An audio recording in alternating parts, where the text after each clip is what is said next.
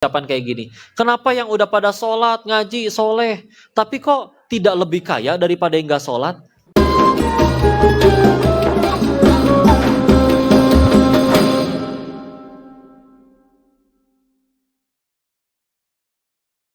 Beribadah dan beragama ini kadang suka kayak gini. Kita suka ngukur-ngukur ketaatan, tapi diukurnya pakai dunia. Sehingga akan muncul ucapan kayak gini. Kenapa yang udah pada sholat, ngaji, soleh, tapi kok tidak lebih kaya daripada yang gak sholat? Bu, emang setiap kali sholat diganjarnya pakai transferan, Bu? Enggak ada, ya enggak. Apalagi tadi kita udah tahu, yang punya dunia juga nggak dimuliakan, yang dicabut dunianya juga bukan berarti dihinakan, betul? Maka kalau kita ngukur-ngukur ketakwaan pakai dunia, seperti kita mau ngukur suhu air di gelas, buat ngukur suhu harusnya pakai apa? Termometer, ya, baru dapat berapa Celcius. Kita mau ngukur suhu di gelas, tapi nggak pakai termometer, tapi pakai penggaris. Ketemu nggak berapa derajatnya? Ya enggak, tuh nggak nyambung. Ya, karena alat ukur ketakwaan bukan itu.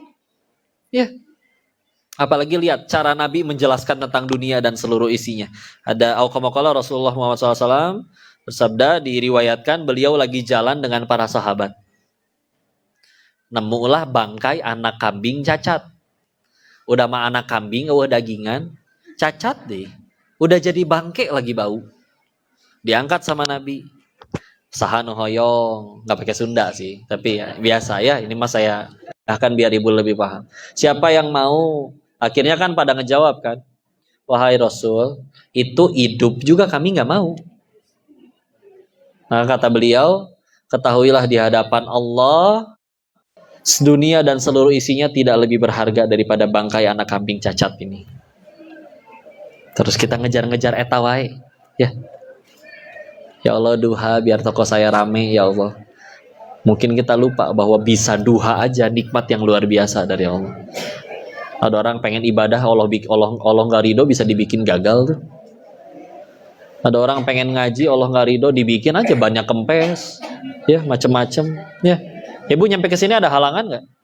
Enggak, alhamdulillah. Hujan berkah, ya. Masya Allah, ya.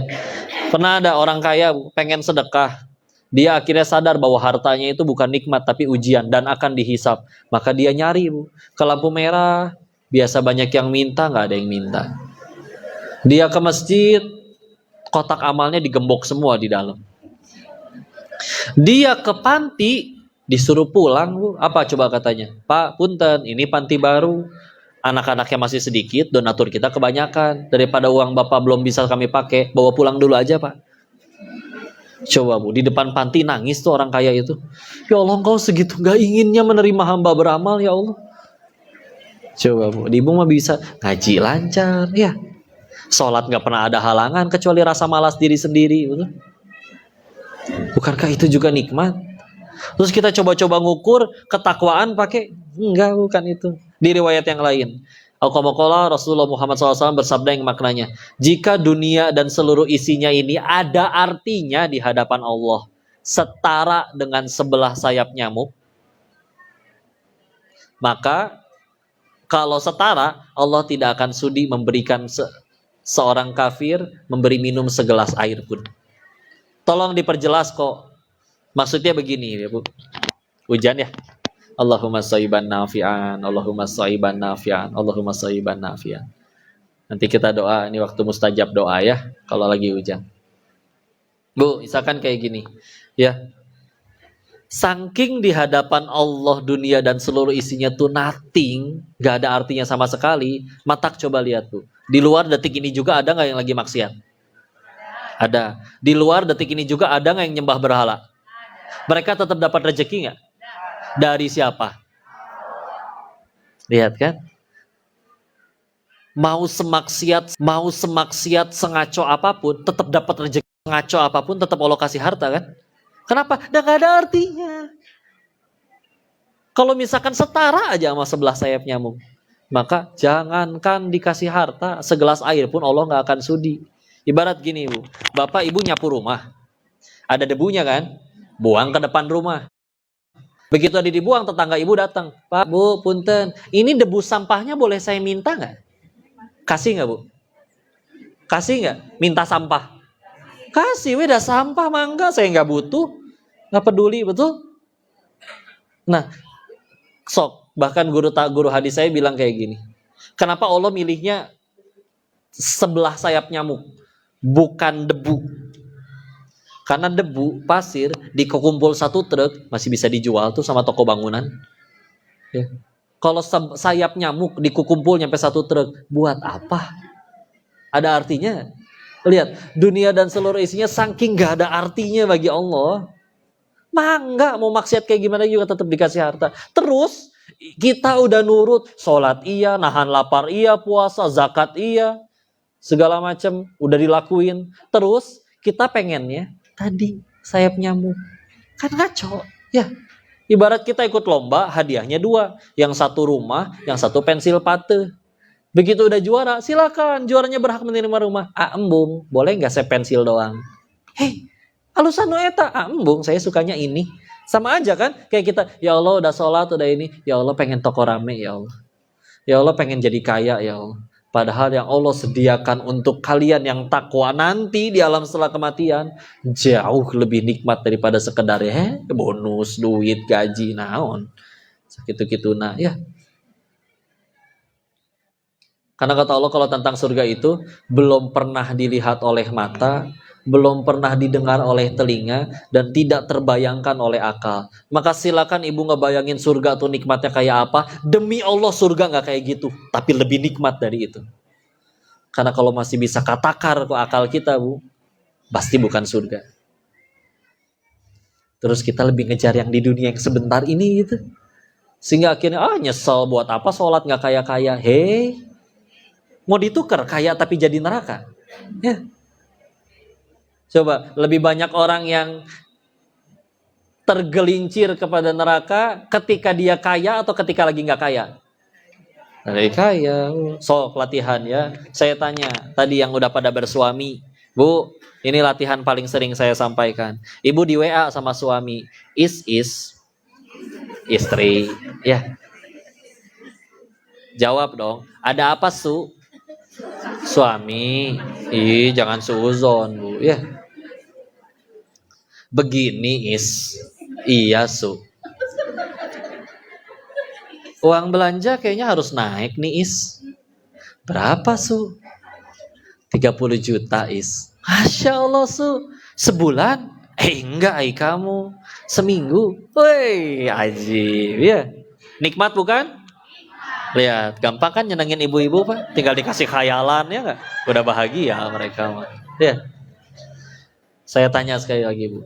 Bu, uang belanja 30 juta per minggu. Nikmat bukan? Ujian. Ulangi. Uang belanja 30 juta per minggu. Nikmat bukan? Ujian.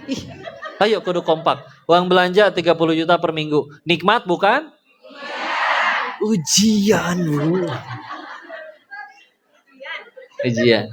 Kenapa bisa jadi ujian? Iya. Kapan jadi nikmat? Kalau jadi jalan tambah dekat sama Allah. Semenjak tambah kaya dia banyak sedekahnya. Coba uang tambah banyak tapi dipakai maksiat, belah mana nikmatnya? Ada orang gak punya duit, ada orang pengen maksiat, gak punya duit, bisa gak jadi itu maksiatnya. Berarti kan kalau duitnya dipakai maksiat, tadinya gak bisa bikin dosa karena gak punya duit, jadi bisa berdosa gara-gara punya duit, berarti cilaka kan? Ya udah. Cuman kenapa kita nggak suka kalau tentang itu? Ya karena bahagia bagi saya duit, ya gitu kan? Kok sholat mah sholat sih dia, tapi ketinggalan sholat nggak pernah nangis, pas ketika kehilangan duit baru nangis, berarti di hatinya duit. Kok sholat mah sholat sih dia, tapi ketinggalan sholat nggak pernah nangis, gagal nyalek gelo, berarti di hatinya, eta, waduh, kepemimpinan tuh beratnya kayak gimana, asal tahu aja ya, Masya Allah, naudzubillah, ribet luar biasa. Tapi ya begitulah lah, pasti ketika akhirnya tambah takwa pengen jadi manfaat. Bukan berarti setelah udah takwa masalah hidup ibu hilang. Oh enggak Bu, tadi sudah dijelaskan. Bisa jadi tambah banyak, tapi udah nggak rugi bagi dirinya. Karena bagi dirinya yang penting yang Allah suka, bukan yang aku suka. Ah, enggak ya Allah, mau diapain? Udah berbuat baik dia malah jahat, dah dia yang rugi. Ya, masa dia yang jahat saya yang dihukum ke Allah, nggak nyambung. Maka kalau dia zolim, fitnah segala macam, berarti dia transfer pahala. Pahala habis kita, pahala dia habis, dosa kita diangkut dia. Alhamdulillah. Ya. Tapi kamu udah nolongin dia, dia malah jahat kan? Berbuat baiknya bukan supaya dia suka, biar Allah suka, weh. Apa artinya satu dunia cinta tapi Allah benci? Betul? Tapi kelakuannya nyebelin. Alhamdulillah meninggal nggak ditanya kelakuan orang, ditanya kelakuan masing-masing. Kalau meninggal kita ditanya, kamu tahu nggak kelakuan tetangga kamu? Enggak, ditanya tindakan masing-masing. Ya, lagian punten lah, biasanya orang yang benci sama kita, itu lebih ngabisin waktu untuk kita. Coba, orang kalau udah nggak suka, ya, dia cari itu begadang foto-foto ibu yang lama yang di Facebook waktu masih zaman masih culun, ya nggak? Dia begadang, dia kurang tidur, kurang makan, besoknya tipes. Coba orang yang akunya cinta sama kita aja gak segitunya kan? Dia rela-relain begadang. Terus tapi diumbar. Kan kita jadi diomongin oleh orang. Wah tenang aja, surga kita bukan di mulut orang. Lihat, orang jadi tambah baik ketika dikasih tahu kekurangannya. Apa dengan selalu dipuji? Justru dengan dikasih tahu kurangnya kan? Dengan dikasih tahu kekurangannya, oh jadi saya tahu ini yang harus diganti. Coba bayangin, salah tapi tetap dipuji. Bisa tambah baik gak orangnya? Yang ada malah takabur, betul? Coba, dia bela-belain nyari aib kita. Ibu tahu kalau di perusahaan ada yang namanya akuntan, tahu? Kerjaannya ngapain? Nyari-nyari kesalahan hitung ya. Coba, itu orang sampai bela-belain bayar orang buat nyari kesalahannya. Ini ada orang yang dengan sukarela mau nyari kesalahan kita. Atau alhamdulillah ya. Nah, tapi kadang kita malah nggak suka kan kalau ada yang nggak, kenapa sih emang biarin aja, surga kita bukan di dia. Kalau bentuknya nasihat, kritik yang membangun, mangga didengerin. Tapi kalau cuman julidan, itulah ya. Emang dikatain monyong, mulut kita langsung monyong? Enggak, mulut dia yang monyong. Coba nyebut monyong tanpa majuin bibir. Hese, ya, iya kan? Tenang aja, Bu. Suka nggak dikasih uang 100 juta? Suka, tapi palsu. Nyadar nggak? Kadang kita juga suka sama yang palsu-palsu. Masa sih kok? Iya, contoh ketemu teman lama, dia berkata, Ibu, kok tambah muda terus ya tiap hari? Asli atau fakta ya teman? Fitnah ya. Tolong jelaskan secara medis gimana caranya tambah muda tiap hari teh kumaha. Kerutan teh nggak bisa bohong Bu. Mau dipakein solasiban nggak bisa.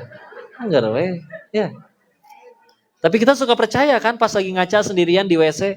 Iya juga ya. Ya, enggak lah gitu aja. Lagian hati-hati ada udang di balik bakwan, betul? Agar silaturahmi tidak terputus. Arapal ya. Bahaya. Ganti sekarang mah. Agar silaturahmi tidak terputus, sedekah dulu 100. Nah, itu baru cengli ya. Insyaallah. Udah tenang, istilah jadi yang manfaat. Segitu dulu ya. Saya sisakan waktu kembalikan kepada apa Bu? Oh, silakan cina kalau ada yang nanya ya. Ibu tapi pilih ya. Ibu mau tanya jawab atau foto-foto? Nah, berarti nggak ada tanya jawab, foto hungkul. Ya.